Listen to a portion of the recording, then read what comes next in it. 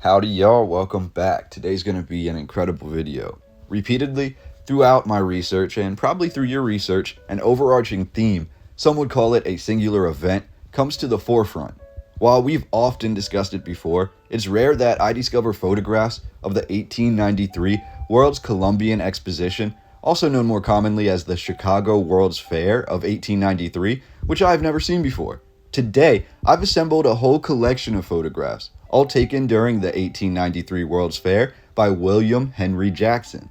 These are photographs which I have never seen shared in anyone else's videos before, yet for their high definition detail, these images become essential to our understanding of just how sprawling and advanced the World's Expo in Chicago really was.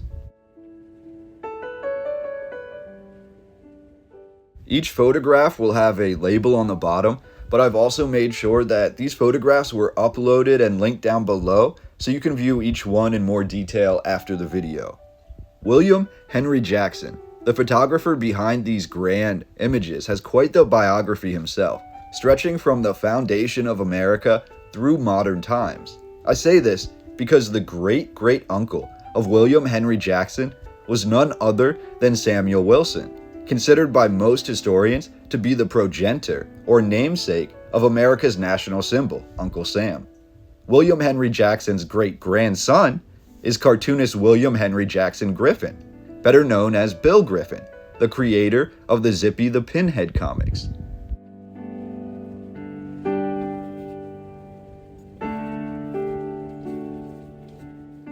William Henry Jackson played a key role in multiple facets of American life through the mid to late 1800s and even into the early 1900s. He was born in New York State in 1843, the first of 7 siblings. By the age of 19, William had showed great talent as a painter, depicting New York State throughout numerous pre-Civil War paintings. In October of 1862, William Henry Jackson enlisted in the Union Army. Having established himself as a fine artist, William spent his free time painting the scenes of the Civil War, from soldiers to cities to landscapes. William also had a keen eye for detail. William's regiment was mustered out by the summer of 1863. This is when William continued work as a painter. He traveled to Vermont, became engaged before breaking off the engagement, and by 1866 was heading for the American West. By 1867, William, along with his brother Edward, had landed in Omaha, Nebraska, by way of the Oregon Trail. Here is where William discovered his love for photography. He and his brother opened their photography business in Omaha that same year. William Henry Jackson became infamous as an American missionary to the indigenous people, becoming the first man to photograph the Osage, Pawnee, Winnebago, Omaha, and many other indigenous tribes.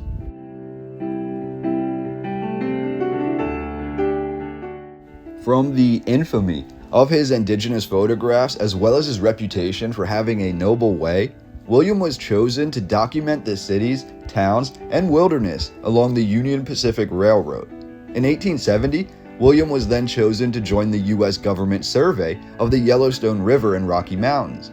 He was also selected as part of the 1871 Hayden Geological Survey, which established the creation of Yellowstone National Park.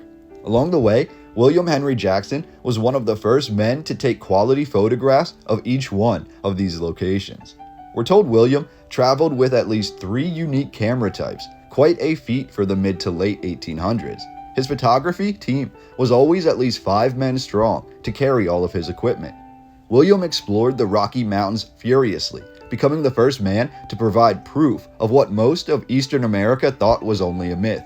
William photographed the Tetons, Old Faithful, Yellowstone, the Colorado Rockies, and took the very first and most famous photograph of the Mount of the Holy Cross. By 1876, William Henry Jackson had discovered how to construct a pueblo and returned to the World's Fair in Philadelphia with photographs of nearly every inch of Western America, also bringing with him newly discovered techniques that he learned from the indigenous people. He incorporated his business in the year 1883. However, if you've watched any of my previous videos, you might know his company better by their later name, the Detroit Publishing Company. If you're unfamiliar, the Detroit Publishing Company was the largest photographic publishing agency in America at the time. This was due, in part, to the Detroit Publishing Company controlling the sole right to publish photochrome, or colorized photographs, in America. The 1893 Columbia Exposition, with all of its exuberance, was speculated by many to have led to the Panic of 1893. The photographs we look at today are William Henry Jackson's exclusive collection, taken by his hand during the Expo. These photographs would later be compiled into a collection known as the White City and be published throughout America pre-1900, most notably in Harper's Weekly. It was in the year 1897 that William Henry Jackson sold his life's work, every negative and photograph he had taken, to the Detroit Publishing Company. However, Jackson only did this under the auspices of becoming the company's president. He was then more easily able to publish his over 10,000 negatives of the American West. In 1903, besides being the president of the company, William Henry Jackson also became the plant manager. At the height of the company, around the year 1910, William and the Detroit Publishing Company had an array of over 40,000 unique negatives at their disposal to be published for magazines and newspapers all across the world. With the onset of World War I, photographs became cheaper to produce, and thus William Henry Jackson left the business and moved to Washington, D.C. He worked for the Department of the Interior while also serving as a coordinator and technical advisor on a handful of early films, including Gone with the Wind. Jackson passed away in 1942 at the age of 99. Jackson was inducted into the International Photography Hall of Fame in 1982, deemed one of the pioneers of photography, having taken over 80,000 photographs of the American West alone, with a collection of photographs and negatives estimated to be over 100,000 unique images in his lifetime. Mount Jackson in Yellowstone National Park is named for William. However, the most infamous and most memorable of his work, in my opinion, would be this superior collection from the 1893 World's Fair in Chicago. The World's Fair of 1893 was to celebrate the 400th anniversary of Columbus arriving to the New World. The exposition was an influential social and cultural event and had a profound effect on American architecture. It was the prototype of what Burnham, the designer of the fair, and his colleagues thought a New World city should look like. The color of the material generally used throughout the fair to cover the building's facades, white staff or stucco, gave the fairgrounds its nickname, the White City.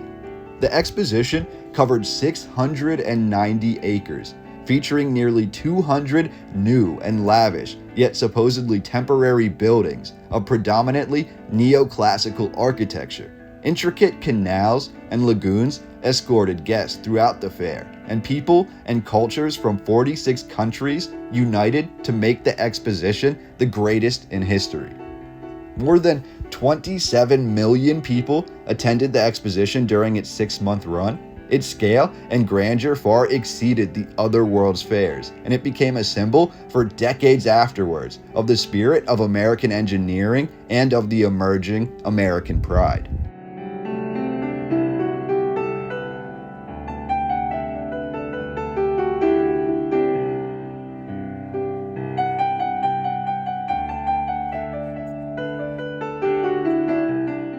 Dedication ceremonies for the fair were held on October 21, 1892, but the fairgrounds were not actually open to the public until May 1, 1893.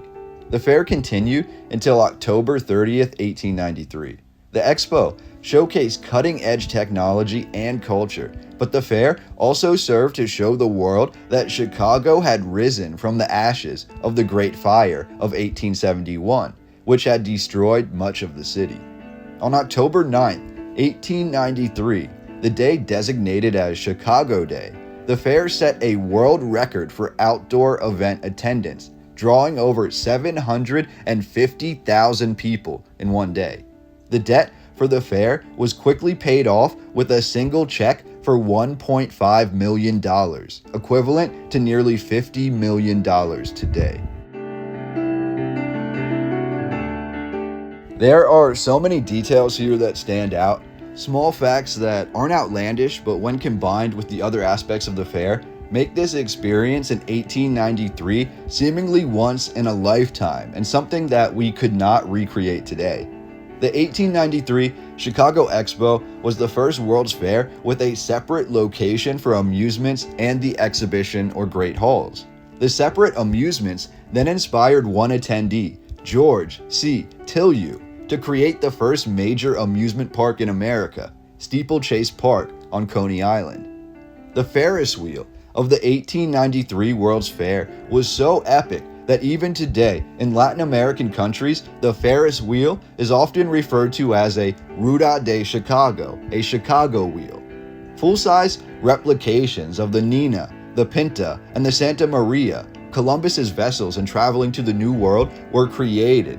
The first commercial motion picture theater or movie theater in the world opened at the 1893 Expo, run by zoologist Edward Muybridge. The Streets of Cairo section of the fair introduced America to Little Egypt, a dancer who performed the belly dance for crowds of guests, the first time this was seen in America. And if guests were tuckered out, they could use the world's first moving walkway or moving sidewalk, also called a travelator, to carry them to other sections of the park.